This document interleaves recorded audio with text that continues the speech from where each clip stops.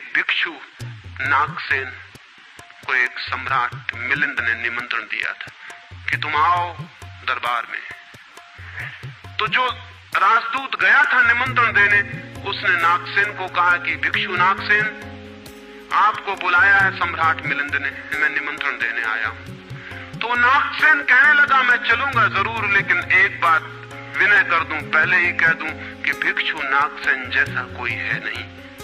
ये केवल एक नाम है, काम चलाऊ नाम है। आप कहते हैं तो मैं चलूंगा जरूर, लेकिन ऐसा कोई आदमी कहीं है नहीं।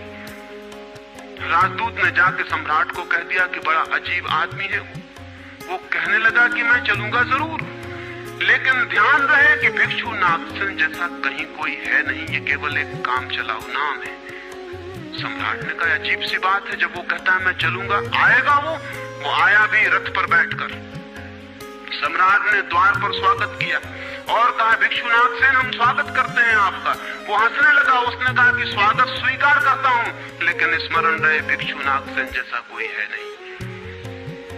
सम्राट कहने लगा बड़ी पहले की बातें करते हैं आप, अगर आप नहीं हैं तो कौन है, कौन आया है यहाँ, कौन स्वीकार कर रहा है स्वागत, कौन दे रहा है उत्तर। नागसेन मुड़ा और उसने कहा कि देखते हैं सम्राट मिलिंद, ये रथ खड़ा है जिस पर मैं आया। सम्राट ने कहा ये रथ है। तो भिक्षु नागसेन पूछने लगा घोड़ों को निकाल के अलग कर लिया जाए। घोड़े अलग कर लिए गए और उसने पूछा सम्राट से ये घोड़े रथ हैं? सम्राट ने कहा घोड़े कैसे रथ हो सकते हैं। घोड़े अलग कर दिए गए। सामने के डंडे जिनसे घोड़े बंधे थे खिंचवा लिए गए। उसने पूछा कि ये रथ है?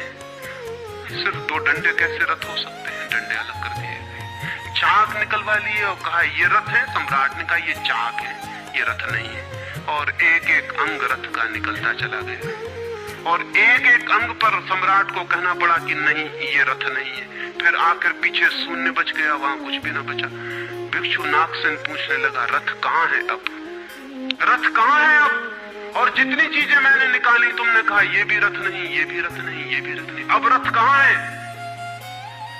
तो सम्राट चौंक के खड़ा रह गया। रथ पीछे बचा भी नहीं था और जो चीजें निकल गई थी उनमें कोई रथ था भी नहीं। तो वो भिक्षु कहने लगा समझे आप, रथ एक जोड़ था, रथ कुछ चीजों का संग्रह मात्र था। रथ का अपना होना नहीं है कोई, ईगो नहीं है कोई, रथ एक जोड़ है।